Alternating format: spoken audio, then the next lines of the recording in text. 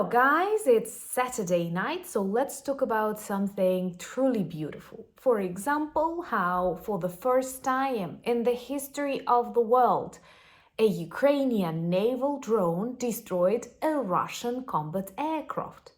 To make the whole situation even more beautiful, I have to tell you this happened last night near Novorossiysk.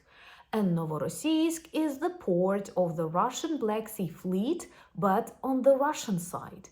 Actually, a location to which the leftovers of the destroyed by the Ukrainian army Russian fleet escaped, and we can reach them even there. The price of the aircraft was approximately $50 million. And what's interesting, the Ukrainian drone will go down in history. This happened for the first time ever.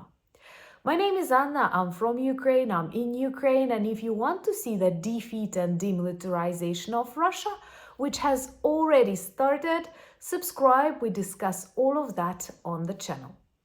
I love to learn when we destroy something evil inside Russia, but when we also set these global records, when something happens for the first time in history, I feel very proud, and I feel the need to remind you that during these years of Russia's full-scale war against Ukraine, not only we broke Putin's plans of blitzkrieg, we have also learned a lot, managed to achieve a lot. And right now, Ukraine is no more a country that simply needs the support, but also a country that can be a very useful asset in our fight against this authoritarian evil that unfortunately unites very effectively against the democratic world.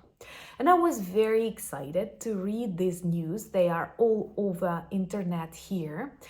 And it happened for the first time in the history of the world that a Ukrainian drone, Magura, these are naval drones, they can fly really close to the water, and they targeted a Russian combat aircraft SU-30. How is it possible?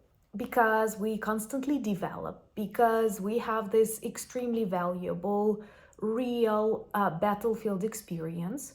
The Ukrainian developers managed to connect a naval drone with an aviation missile P-73 or R-73.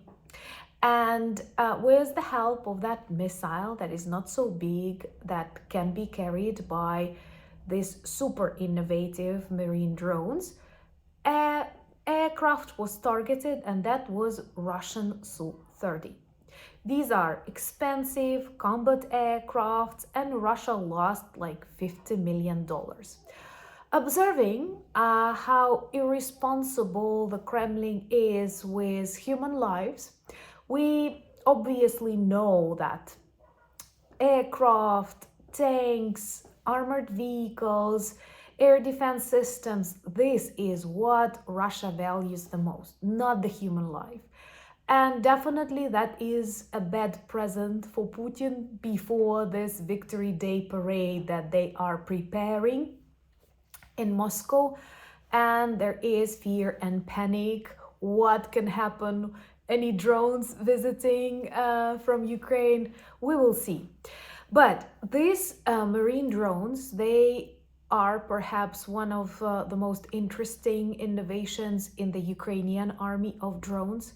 Literally, the war changed tremendously, and that is one of the reasons why Ukraine is an asset, because many NATO countries, many NATO armies right now realize that the war they were preparing for is no more like real, and these modern wars, unfortunately, because of unprovoked Russian aggression, they are totally different from the ones they learned, on the bases, in their combat experience, because of the drones that perform different kinds of tasks, starting from surveillance and finishing with these attacks on aircraft. Just think about that. A marine drone destroys a combat aircraft.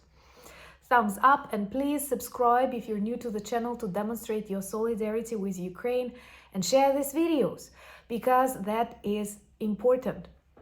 I share my very personal experience on my new channel, Anna Danilchuk, and there is a new video where I answer the question that I've considered very interesting and thought and emotion provoking. What were the scariest and the happiest moments of mine during these years of the full-scale war? Do check the video, I connected here too. What is also beautiful, it is not for the first time that Magura drone destroys something in the air. It was the first time in the history of the world that we've destroyed a combat aircraft, but a couple of months before, we managed to destroy 2 Mi-8 helicopters. It was sensational. It was also all over the news.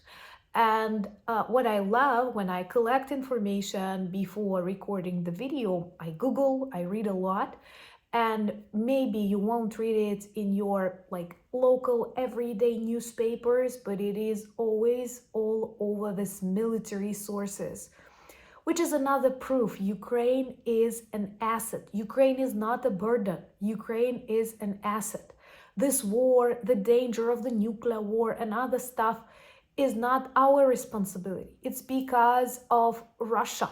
It's because of the population that supports their crazy dictator Putin.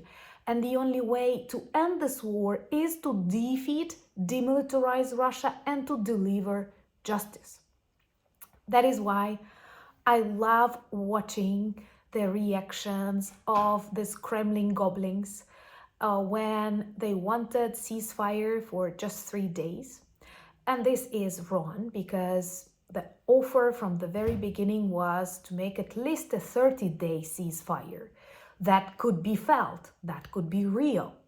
And that was the offer of President Trump. That was a constant offer from the Ukrainian side, to end this war, Russia simply has to stop killing us. That's very, very, very simple.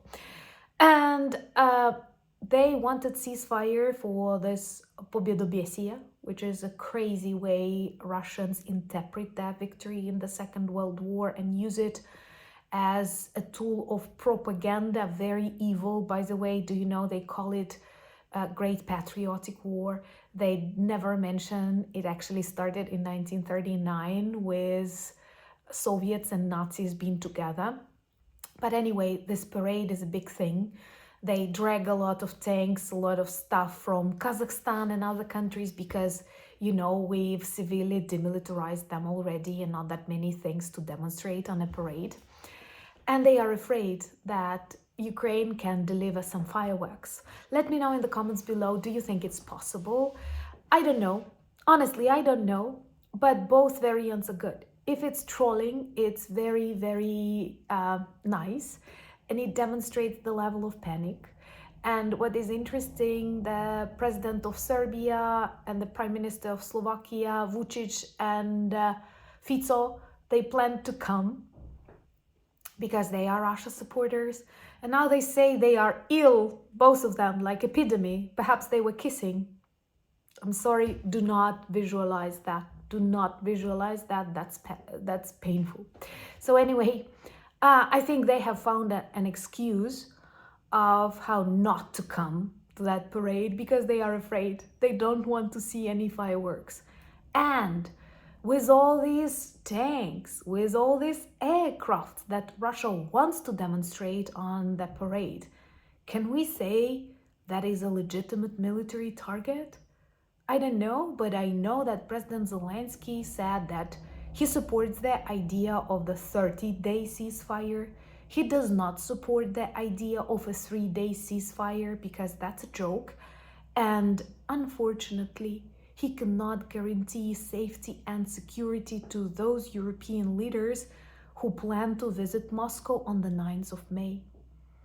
And I think that those who visit Moscow anytime are in danger because Russia is a toxic, dangerous, dark, miserable empire, and the atmosphere there is very bad for the health. Fico and Vučić can prove you that. Remember to join me on X, I'm still fighting there. On Instagram, I'm sharing more of my everyday life there. On Threads, Blue Sky, and we have an amazing Discord community.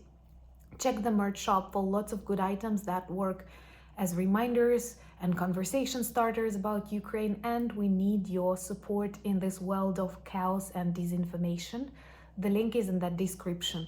Thank you for buying me coffees, becoming my patrons and sponsors of the channel. That's an honor. But most importantly, thank you for standing with Ukraine.